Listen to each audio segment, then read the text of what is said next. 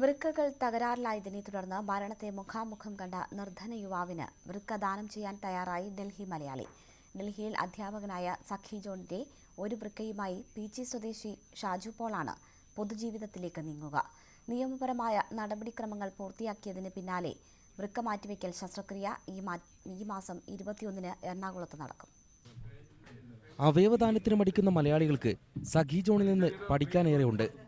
ഡൽഹി ജാമിയ ഹംദർദ് സർവകലാശാലയിൽ മാനേജ്മെന്റ് അധ്യാപകനായ സഖി ആരുടെയും നിർബന്ധം കൊണ്ടല്ല വൃക്കദാനത്തിന് തയ്യാറായത്. അച്ഛന്റെ ദാനം ചെയ്ത കണ്ണുകൾ ഒരാൾക്ക് വെളിച്ചമാകുന്നതിന്റെ അനുഭവത്തിൽ നിന്ന് സ്വയം കൈക്കൊണ്ട തീരുമാനം. ഉടൻ ഫാദർ ഡേവിസ് ചിറമേലിന്റെ കിഡ്നി ഫൗണ്ടേഷനെ താൽപര്യമറിയിച്ചു. 2 വൃക്കകളും തകരാറിലായി ഡയാലിസിസിന് പോലും പണമില്ലാതെ മരണത്തെ മുഖാമുഖം കണ്ട പീച്ചി സ്വദേശി ഷാജു പോളിന് സഖി പുതുജീവൻ നൽകുന്നത് അങ്ങനെയാണ്. ഇതെൻ്റെ വലിയൊരു ആഗ്രഹമായിരുന്നു. എൻ്റെ ജീവിതം പകർത്ത് നൽകുക മറ്റുള്ളവർക്ക് വേണ്ടി. മനുഷ്യനെ മനുഷ്യനായിട്ട് കാണുവാൻ എനിക്ക് സാധിക്കുന്നത് കൊണ്ടാണ് ഞാൻ ഇതിലേക്ക് ഇറങ്ങിത്തിരിച്ചത്. ഒരാഴ്ച നീണ്ട പരിശോധനകൾക്കായി കേരളത്തിലെത്തിയ സഖിയും കുടുംബവും ഷാജുവിനൊപ്പം താമസിച്ചു.